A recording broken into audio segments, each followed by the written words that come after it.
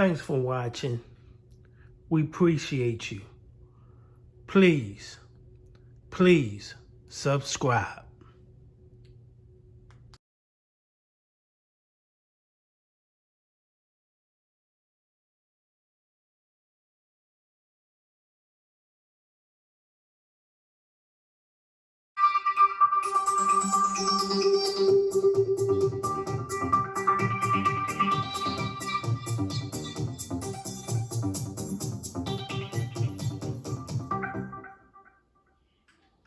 With lots of unanswered questions after a woman was killed last night on the H3 freeway.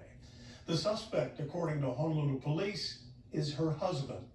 HPD says they began receiving 911 calls shortly before 6:20 p.m. of a man stabbing a woman multiple times.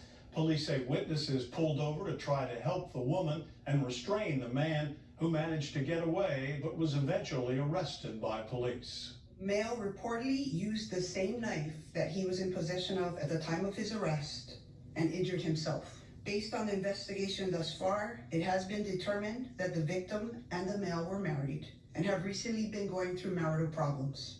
At the time of the incident, they were arguing before he stabbed her multiple times that caused her fatal injuries. As part of our investigation, detectives will be reviewing past cases, domestic violence cases that were documented, as well as undocumented, as well as social media posts that we have been made aware of. The suspect was taken to the hospital where he remains in custody. Charges are pending. Jen Boniza spoke with the victim's family today and learned she was pregnant and had gone to help the suspect just hours before she was killed.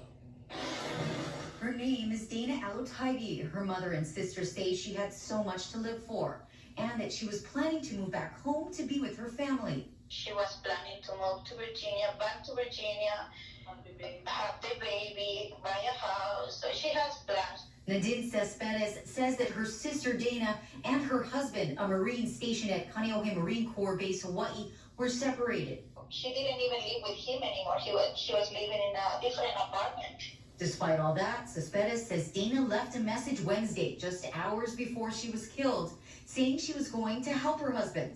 He was telling her he didn't have a place to live. That was the last time they heard from her. Until they got the call this morning, she was gone. My mom, she was, like, she couldn't believe, nobody, I still can't believe it. So it's very hard to speak for us to picture she's not with us anymore. Dana's mother is devastated. Very hard for me. Stay here with my bread and blood. I need to move. I need to see my daughter. They're trying to fly back to Hawaii so they can take her body to Virginia. According to police, Dana was stabbed multiple times. It happened here on the H3 freeway going westbound. I'm told by police that the couple were arguing before they pulled over and that a number of drivers also pulled over right here to help. I was just shocked. I wasn't sure what to expect. I was panicking. Chauncey Leopoldo and her boyfriend were one of the first people who stopped to help. The female and the male was like fighting in between the guardrail and the four-door black sedan.